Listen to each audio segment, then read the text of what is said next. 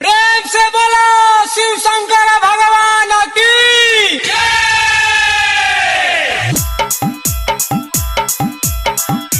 सामन में जाला डीजे कंचन राज हाजीपुर वैशाली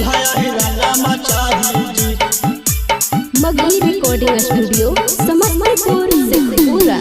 बाभन पासी नहीं पसवन मचाही जी, बाभन पासी नहीं पसवन मचाही जी। सामन में जाला चढ़ो दुल्हा मचाही जी, कि पहला सोमारी जलवा चढ़ो दुल्हा मचाही जी।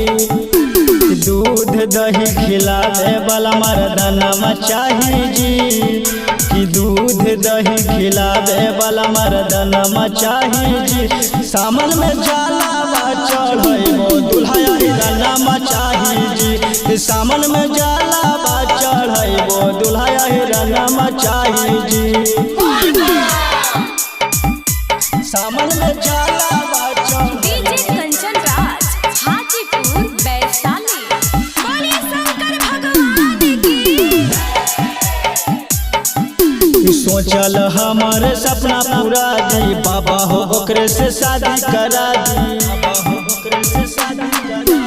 सोचल हमारे सपना पूरा दी, बाबा हो ओकरे से शादी करा दी। नौआ ब्राह्मण नहीं चौहनमा चाही जी, कि नौआ ब्राह्मण नहीं चौहनमा चाही जी।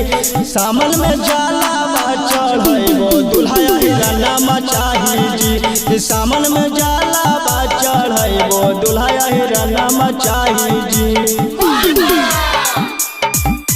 सामन में जाला डीजे कंचन राज हाजीपुर वैशाली।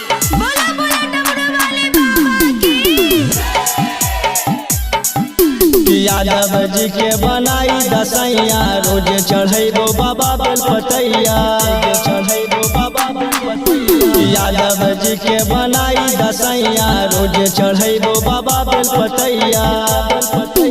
नीतीश आर्यन नहीं गुंजन मचाही जी, नीतीश आर्यन नहीं गुंजन मचाही जी। सामन में जाला चढ़ो दुल्हा मचाही जी, सामन में जाला चढ़ो दुल्हा मचाही जी।